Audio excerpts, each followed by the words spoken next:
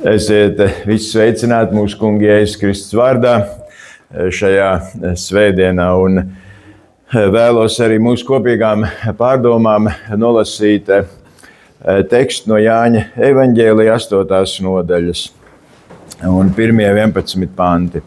Jāņa evaņģēlijā 8. nodaļā pirmie 11 panti. Bet Jēzus aizgāja uz Eļļas kalnu. Agri no rīta viņš atkal gāja templī, un visa tauta nāca pie viņa, un viņš apsēdās un mācīja viņus. Bet rakstu mācītāji un farizēji atveda sievu, kas bija pienākta laulības pārkāpšanā, un to vidū nostatījuši, tie sacīja viņam, mācītājiem: šī sieva pienākta laulības pārkāpšanā, un Mūzes savā bauslībā mums ir pavēlējis tādus nomētāt ar akmeņiem. Ko tu saki? Bet Jēzus pie zemes noliecās, rakstīja ar pirkstu smiltīs. Kad tie uzstāja viņam ar savu jautāšanu, viņš pacēla galvu un sacīja: kas no jums ir bez grēka?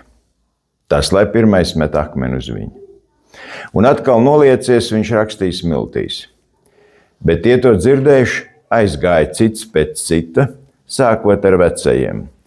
Un Jēzus palika viens līdz ar sievu, kas vidū stāvēja.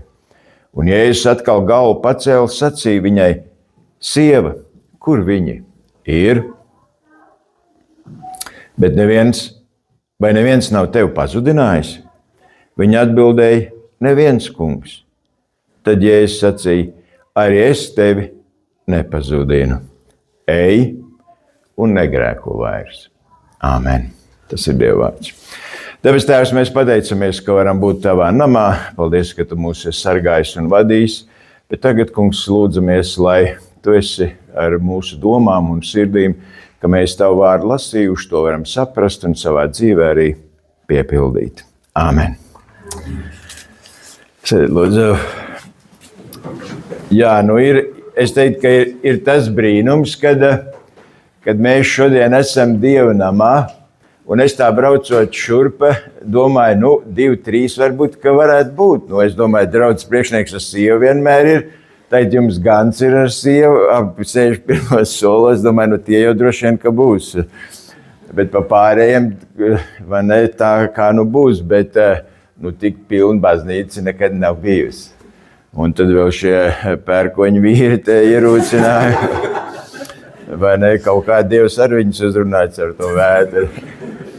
Bet prieks, kad arī jūs varat iepriecināt, vai ne, kādu draudzi. Un kopš pēdējo reizi esmu bijis, liels pārmaiņas jums te ir notikušās.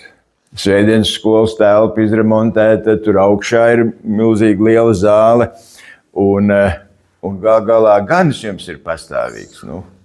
Un Dievs ir bijis īpaši labs jums un svētījis, un ir labi, ka mēs sadzirdam, ko Dievs mums grib sacīt un paklausam, un viss notiek un viss iet uz priekšu. Bet tagad drusku domāsim par šo lasīto rakstu vietu, un tas virsraksts, ko šīm pārdomām esmu licis, ir sots un žēlastība. Sots un žēlastība. Parasti jau ir pasaulē tā, ka būtu pārkāpums un taisnība. Pārkāpums, sots un taisnība. Bet šeit mēs redzēsim, ka ir kāds pārkāpums, bet tas noslēdz ar žēlastību. Bet pirms mēs varbūt aplūkojam šo tekstu, tev der mazliet pieskarties tam, ka šis fragments, kas ir Jāņa evaņģēlijā, īstenībā nav Jāņa rakstīts, bet vēl vairāk līdz 5. gadsimtam viņš nav nevienā jaunās derības manuskriptā. Un arī neviens no baznīcas tēviem, kā Origons vai Zeltmute un citi savos Bībeles komentāros šo fragmentu nav pieminējuši, kaut gan tas bija zināms. Arī koptu, eģiptiešu, sīriešu Bībeles versijās šis fragments nav iekšā. Un faktiski pirmais grieķu komentārs par šo lasīto tekstu parādās tikai 1118. gadā. Un kāpēc tad viņu sākotnēji jaunās derības manuskriptos neiekļāva? Augustīns saka, ka šis fragments nebija iekļauts tāpēc, ka, ja kādam būtu vāja ticība, tas varētu piedauzīties pie tā, kas šeit rakstīts. Kādi citi evaņģēlija pārrakstītāji neiekļāva evaņģēlijos, jo likās, ka šis notikums attaisno laulības pārkāpšanu. Un kādu uzskatīja, ka šīs stāsts Jēzu attēlo ne tai labākā gaismā, ka viņš aizstāv laulības pārkāpēju. Bet, protams, šodien mēs saprotam, ka faktiski šeit ir parādīta viena no Jēzus tām visdziļākām būtībām, proti, ka viņa vēlme ir cilvēku glābt un parādīt žēlastību un dot jaunu iespēju. Un tāpēc tad arī mazliet pieskarsimies šīm trim galvenām figūrām, kas šeit parādās: sieviete, raksturmācītāji, farizeji un Jēzus. Tad sieviete. Sieviete, un šeit par viņu lasot un domājot, mēs varam teikt sieviete, pārkāpums un sots. Pārkāpums un sots. Un dzīvot šajā pasaulē, tur, kur mēs redzam kādu netaisnību, kur redzam kādu pārkāpumu, kur redzam grēku, mēs gribam, lai tur būtu taisnīgs sots. Un mēs šeit lasījām, ka kādā situācijā sieviete tiek pieķerta kā laulības pārkāpēja. Ir konstatēts grēks. Un rabīniem bija tāds teiciens, ka katram jūdam ir labāk nomirt, nekā izdarīt slepkavību, elgdievību vai laulības pārkāpšanu. Tā kā tas bija smags grēks, un laulības pārkāpšana skaitījās viens no 3 nāves grēkiem.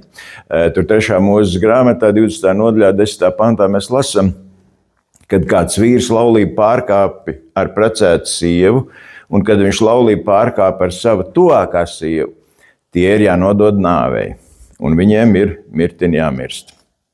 Gan pavedējam, gan pavestēji. Un te nav minēts, kādā veidā šis nāves sots jāizpild, bet, piemēram, 5. Mūzes grāmatā 22.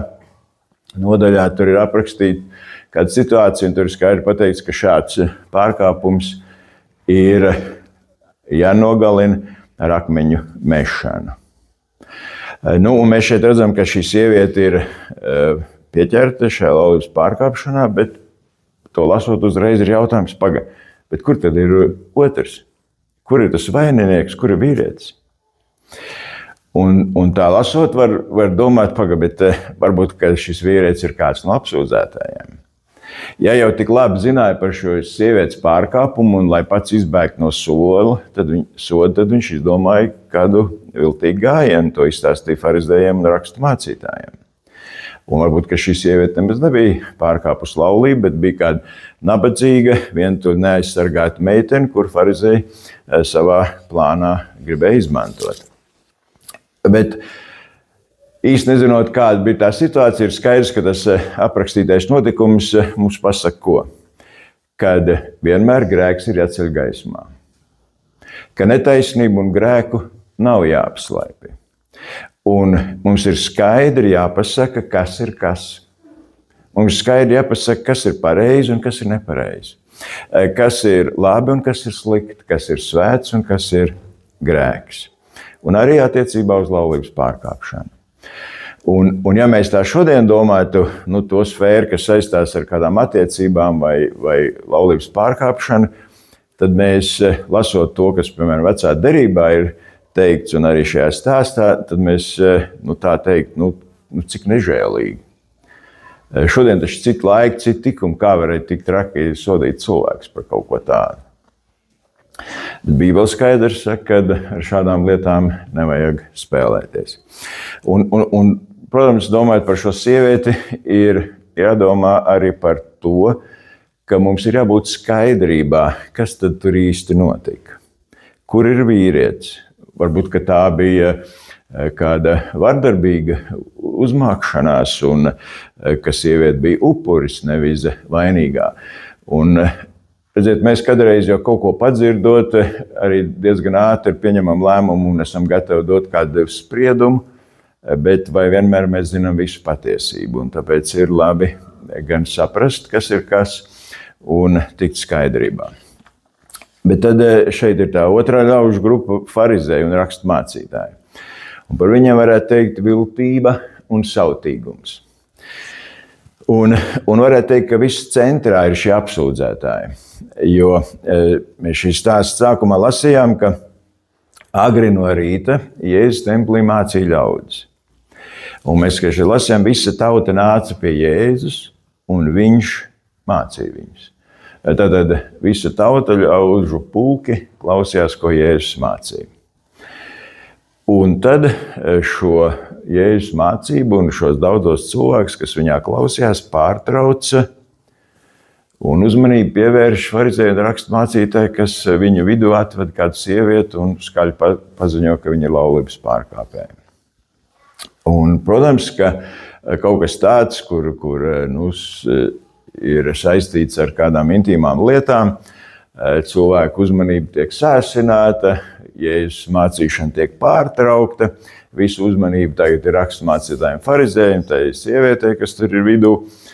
Un varētu teikt, tas ir tāds labi pārdomāts, iestudēts pasākums, jeb šodien modei tāds vārds kā performance, lai Jēzu visu ļaužu priekšā iedzītu stūrī. Un skaļi tiek pateicis, lūk, šī sieviete ir pienāk laulības pārkāpšanā, tad ir konstatēts kāds fakts, un uzreiz arī tiek dot atbildi, kas ir jādara šādā situācijā. Tātad viņi ir jānonāvē, jānomētā ar akmeņiem. Un, protams, jautājums ir bet pēc tā laika parasti, kur ir liecinieki? Vajadzēja būt vismaz 2 lieciniekiem, un viņiem neatkarīgi tai liecībai vajadzētu sakrist. Tāda liecinieku vispār nav.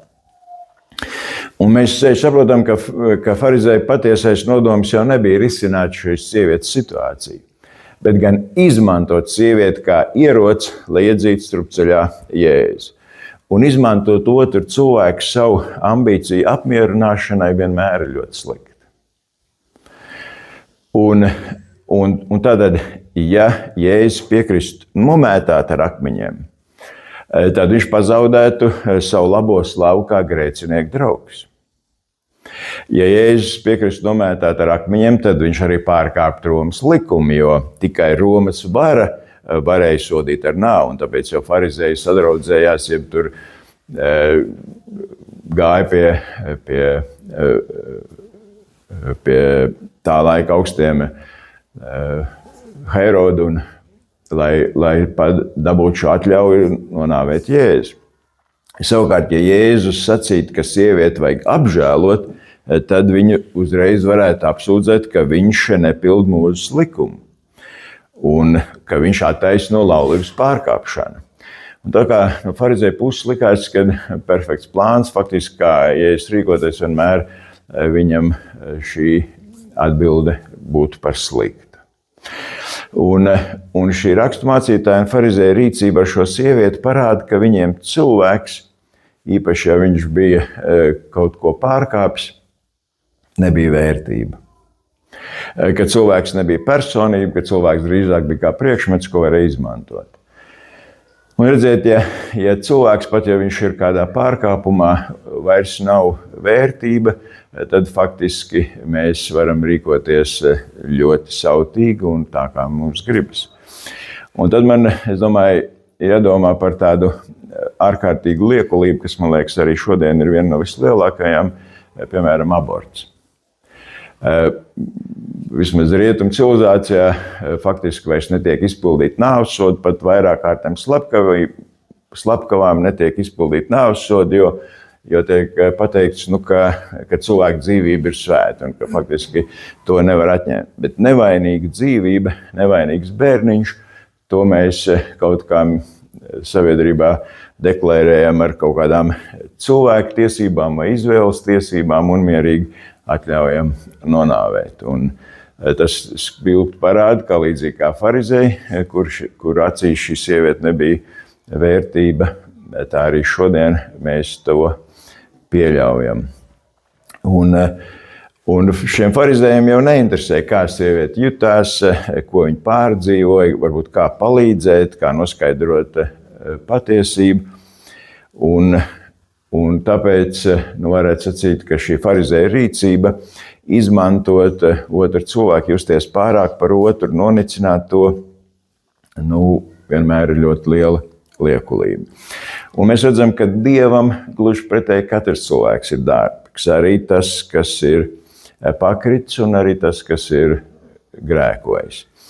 Un redziet, farizēja sievietē redzēja grēcinieci. Ja viņa redzēja šajā sievietē viņas pagātni, to, ko viņa ir darījusi. Bet Jēzus sievietē redzēja cilvēku, kas ir spējīgs mainīties, kas ir spējīgs negrēkot. Citiem vārdiem sakot, mēs visbiežāk redzam to, kas ir bijis, un pēc tā dodam kādu novērtējumu, bet Jēzus redz nākotni, Jēzus redz cilvēkā to, kas viņš varētu būt. Un farizējiem, rakstu mācītājiem bija vara un ietekme sabiedrībā. Viņi zināja rakstus, likumus, un tāpēc varēja izspriest un varēja arī dažādas dzīves situācijas izvērtēt. Un skaidrs, ka tam, kam ir vara, tas to vēlas arī saglabāt. Un tāpēc jau arī viņi tik ļoti vērsās pret Jēzu, jo viņi jūt, ka Jēzus tā kā viņa autoritāti un varu spēja ietekmēt. Un tāpēc liekas, ka farizējiem nav tāda kvalitāte kā līdzjūtība vai kā empātija pazīstama. Zināšanas var ieraudzīt pārkāpumu, var sodīt pārkāpumu, bet tas jau nav viss, kas ir mūsu ziņā uzticēts. Arī mums ir kāda atbildība par dzīves pabērniem, kuriem dažkārt dzīvē ir kaut kādā veidā nepaveicies. Un ja es tā atceros, kad es daudz gadus atpakaļ sāku kā jauns mācītājs, un mums toreiz nebija vēl ne dežurants baznīcā, mums baznīca visu dienu vaļā tagad, un arī pat draudzes sekretāri nebija, un ļoti biežas draudzes te kancelējā bija viens, un īpaši 90. gadu sākumā jau cilvēki diezgan bieži iegriezās, un arī tā dzīves pabērni. Un, protams, viņi stāstīja tos klasiskos stāstus, kad vajadzētu bišķi kādu naudiņu, jo viņam nav biļetei līdz Daugavpilī, un es izdodu tālāk nav kāds ceļš līdz Daugavpilī vai Zālēm vai kaut ko tam līdzīgi. Un viņi visu kaut ko bija gatavi stāstīt, lai tikai kaut kādu naudas dabūtu. Un parasti es tā kā no sākuma īsti arī nedevu, bet tad kaut kādā vienā brīdī, kas arī runāja ar tādu nelaimīgu cilvēku, es pēkšņi domāju, bet ja mans dēls būtu tādā situācijā, un visur viņu izdzītu ārā, un vienīgā vieta, kur viņš ienākt arī baznīcā, lai viņam kāds palīdz, un arī baznīcā viņu izdzītu ārā. Un teikt, beidz te stāstīt kaut kāds stāsts ārā. Un es domāju, tad gan, vai ne, es tā sāku skatīties citādāk, un no tā laika es gan arī katru reizi, vismaz pirmo reizi tam cilvēkam mēģināju palīdzēt. Mēs parasti pielūdzām Dievu, kaut ko viņam stāstīja, un arī vienmēr iedevu drusku naudu, kaut gan zinot, ka varbūt viņš arī to izlietos ne tam labākam mērķim. Bet dotam cilvēkam kaut kāda iespēja. Un mums katram ir kāda vara, kādas zināšanas, kādas spējas sacīt to, kas ir pareizi, kas ir nepareizi. Mums ir iedziļināties, mēs varam iedziļināties kādā situācijā, mēs varam iejusties otra stāvoklī, un mēs varam arī parādīt kādu izēju. Un Jēzus jau saka, ka mums īstenībā jābūt ļoti uzmanīgiem ar to vērtējumu un rīcību par otru cilvēku dzīvi, jo, piemēram, tur Romiešiem 12.15 Pāvils saka, priecājieties ar priecīgajiem, raudiet ar tiem, kas raud. Un mums kādreiz pat ir jādomā, kas ir vieglāk vai kas ir grūtāk priecāties, kad kādam ir izdevies kaut kas, vai raudāt, ka kādam ir kāda nelaime. Bet mums dažkārt ir grūti izrādīt patiesu līdzjūtību un iejusties otru situācijā. Un vai nav tā, ka dažkārt mana pareizība cilvēku šķiro un atgrūž? Jēzus mūs brīdina par citu cilvēku un viņu rīcību tiesāšanu, jo tur Mateja evaņģēlijā 7. nodaļā 1. pantos Jēzus saka, netiesājiet, lai jūs netaptu tiesāti. Un ko tu redzi skabarga brāļa acī, bet baļķi savā acī neieraugi. Sāc ar sevi un esi uzmanīgs pret otru. Un dažkārt mēs citiem prasam, ja uzstādam tādas latiņas, ko paši nespējam pārlekt. Farizēji parāda mūsu cilvēcīgo reakciju uz problēmu, uz nepareizību, uz grēku, tiesāt un sodīt. Taču Jēzus parāda vēl kādu kristīgu soli, kādu rīcību, žēlsirdību un līdzjūtību. Un par ārstiem saka tā, ka ārsta misija ir kādu reizi dziedināt, ārsta misija ir bieži atvieglot ciešanas, un ārstu misija vienmēr ir mierināt.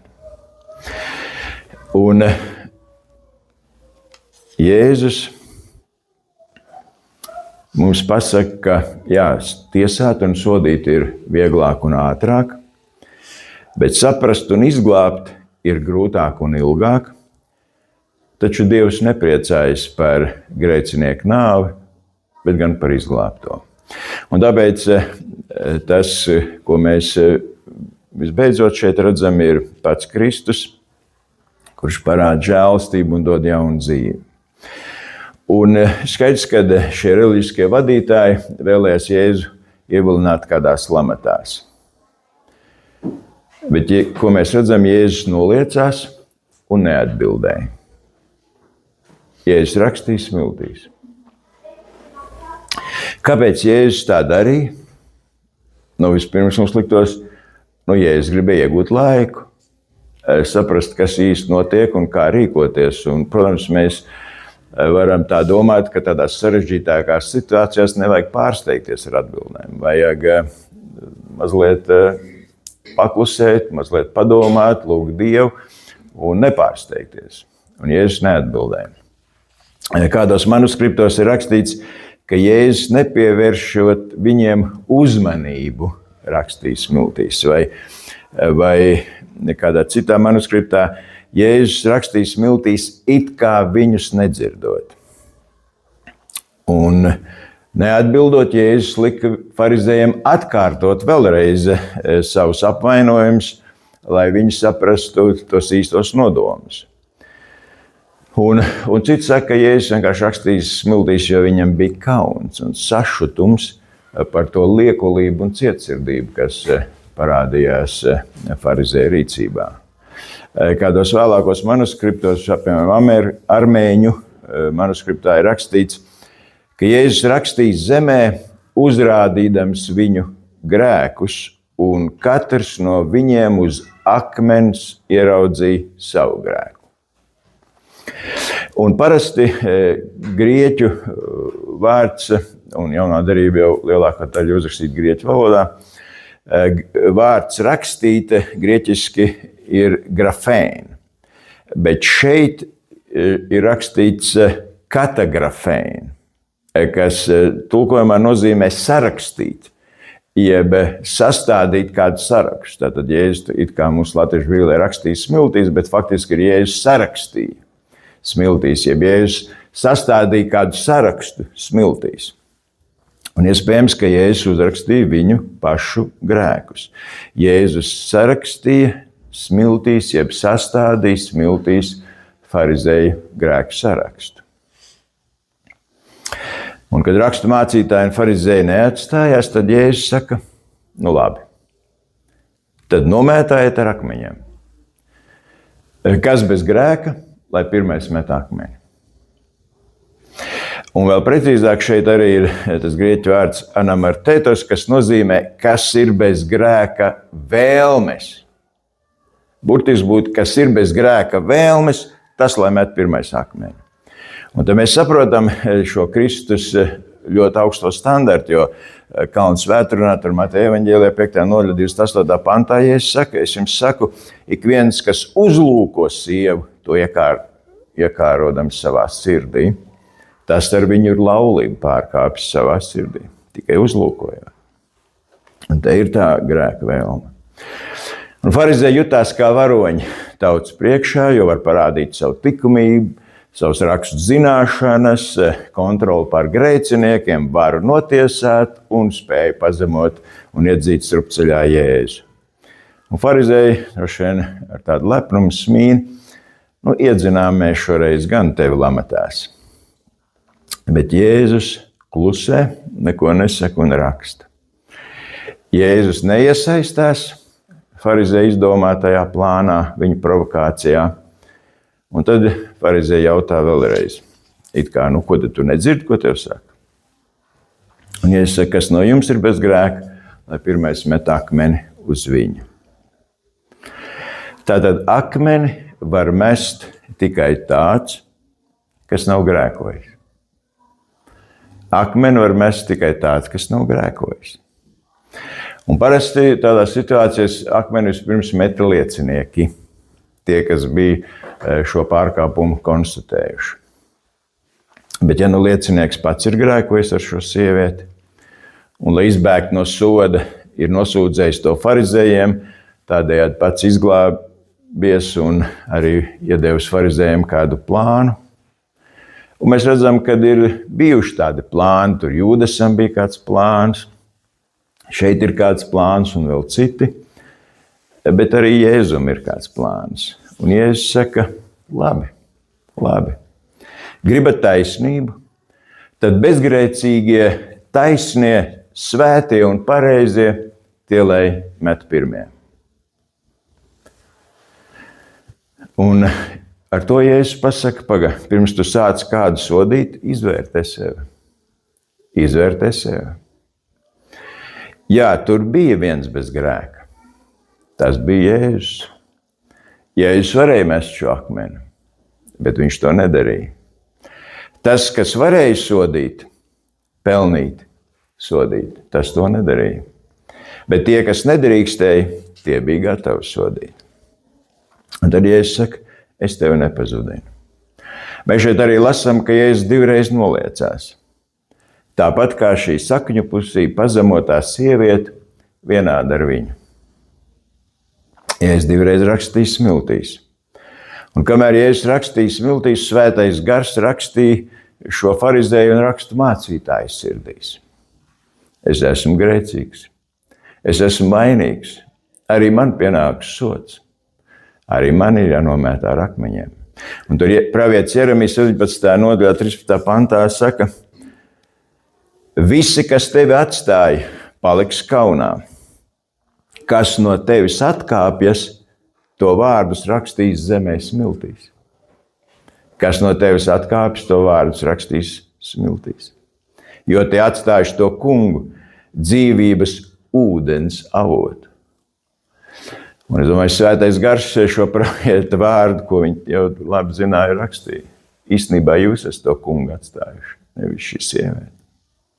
Arī man ir jāsoda, arī uz mani ir jāmet akmeņi.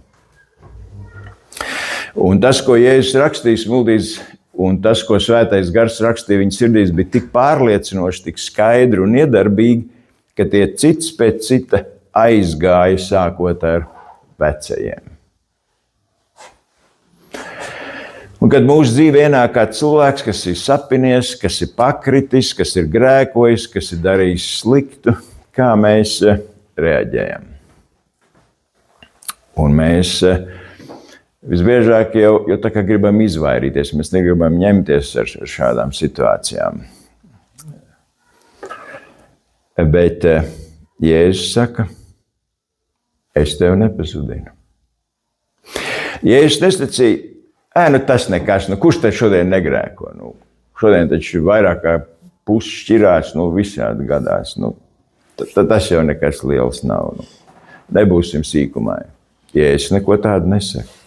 Jēzus saka, tagad, patreiz es tevi nepazudinu. Un tāpēc Jēzus saka, ej un negrēko vairs. Pierādi, ka žēlastība nav izniekota. Pierādi, ka tu esi cits cilvēks. Un ko tad Jēzus ar šo rīcību pasaka? Jēzus pasaka to, ka katram cilvēkam ir vēl viena iespēja. Un pat visbezcerīgākā situācijā, ja tu rīkojies nepareizi, Jēzus dod tev vēl vienu iespēju nožēlot un mainīties. Jēzum neinteresē tik daudz, kas tu biji pagātnē. Muitnieks, ļaundars pie krusta, pazudušais dēls, laulības pārkāpēji, Pēters, kas 3 reizes Jēzu aizliedz, bet gan tas, kas tu vari būt nākotnē, kas tu vari būt rīt. Jo Jēzum katram cilvēkam ir nākotne. Šis stāsts mums pasaka arī to, ka mums ir izvēle sodīt vai apžēlot. Farizēji ar nicinājumu un savu paštaisnību skatījās uz grēcinieci un bija gatavi viņu nonāvēt. Taču Jēzus skatījās un noliecās līdzās grēciniecei, lai dāvātu piedošanu. Un Jēzus katram cilvēkam arī saka aicinājumu, uzdevumu. Ej! Tava dzīve pirms mirkļa varēja beigties, bet es tev dodu jaunu iespēju. Tavai dzīvei ir vērtība, nozīme. Tavai dzīvei gal galā ir kāds uzdevums. Ej! Un arī mums šodien jau Jēzus saka, ej! Tev ir jāturpina tas, ko es saku. Tev ir jāiet. Un vēl jau šis stāsts mums pasaka arī to, ka Jēzus arī brīdina. Ej un negrēko vairs. Mums katru dienu ir kāda izvēle. Paklausīt Kristu, paklausīt svētam garam, paklausīt pasaulē, velnam, savām iegribām, grēkam. Ej un negrēko vairs. Kurā pusē es būšu, pa kuru ceļu es iešu, vai es iešu ar Kristu. Taisnība ir vajadzīga, bet tik bieži mūsu cīņa par taisnību un cīņa pret grēku beidzas ar nosodīšanu. Taisnība šķir, taisnība var nonāvēt, bet žēlastība izglābi un dāvā jaunu iespēju. Un taisnība vienmēr cilvēks šķiro. Tas, kas ir taisnība saņēmis, un tas, kas taisnības dēļ cieš. Bet žēlastība samierina abus. Un tāpēc ej un negrēko. Kad mēs lasām šo stāstu, mēs tāpat kā rakstu mācītājiem farizēji saprotam, ka mēs visi esam grēkojuši. Mums visiem pienāks sods. Un vienīgā iespēja izglābties no soda ir iet un noliekties pie Jēzus. Jo tikai Jēzus uzņem uz sevi manu grēku. Vienīgi Jēzus izglābi no grēka, no pazušanas un atstumšanas. Un farizējiem rīts iesākās ar viņu prātu perfektu un pārdomātu plānu. Izmantot sievieti, lai redzētu, kā Jēzus tiek iedzīts visu ļaužu priekšā stūrī. Un sagraut beidzot Jēzus autoritāti. Taču beigās viss notika pēc Jēzus plāna. Farizēji ieraudzīja savus grēkus. Un faktiski Jēzus viņus izglāba arī no Romas soda. Jo, ja viņi būtu nonāvējuši sievieti, tad Romas vara viņus sodītu. Savas vainas apzināšanās viņus izglāba arī no Romas soda. Savukārt sievietes rīts iesākās ļoti slikti, pagalam slikti, bezcerīgi un traģiski. Ar publisku pazemošanu un nāves sodu. Taču rīts beidzās ar brīvību, piedošanu un dzīvību. Jēzus spēja atrisināt visgrūtākā situāciju. Tāpēc nāc pie Jēzus, lai sadzirdētu. Ej un negrēko vairs. Āmen. Pielūgsim Dievu. Kungs Jēzus, paldies, ka varam lasīt savās bībelēs šo stāstu. Paldies, kas parāda tev, ka tu esi pāri cilvēku intrigām un cilvēku plāniem un nodomiem. Un, kungs, ka tu katru cilvēku arī lieks to visbezcerīgāko un grēcīgo, kungs, tomēr apžēlo un ļauj iespēju piecelties un ne tikai dzīvot, bet, kungs, saņemt arī mūžīgo dzīvošanu caur grēku piedošanu, kā šai sievietei. Un, kungs, paldies, ka tu esi mūs apžēlojis un ka tu esi uzņēmies to sodu, kas man pienācās uz sevi. Paldies, kungs, ka tu manā vietā esi izciets un pie krusta nomiris. Bet, kungs, dod, ka šo žēlastību saņemot, arī es spētu kādiem cilvēkiem būt par svētību. Un kādiem cilvēkiem būt par padomu devēju, par ceļa rādītāju, kungs, kurš spēja savu dzīvi mainīt, ieliekot sevi tevī. Un, kungs, tāpēc dod, kad arī mēs ikdienā izejot, mēs varētu paklausīt tev un sadzirdēt tev balsi un sekot tev. Un, kungs, tev apliecināt gan ar savu rīcību, stāju, domām, vārdiem, darbiem. Kungs, ka tas nestu tur, kur mēs esam, svētību. Mēs pateicamies par tavu žēlastību un, kungs, gribam tajā arī dzīvot tālāk. To lūdzam tavā vārdā. Āmen.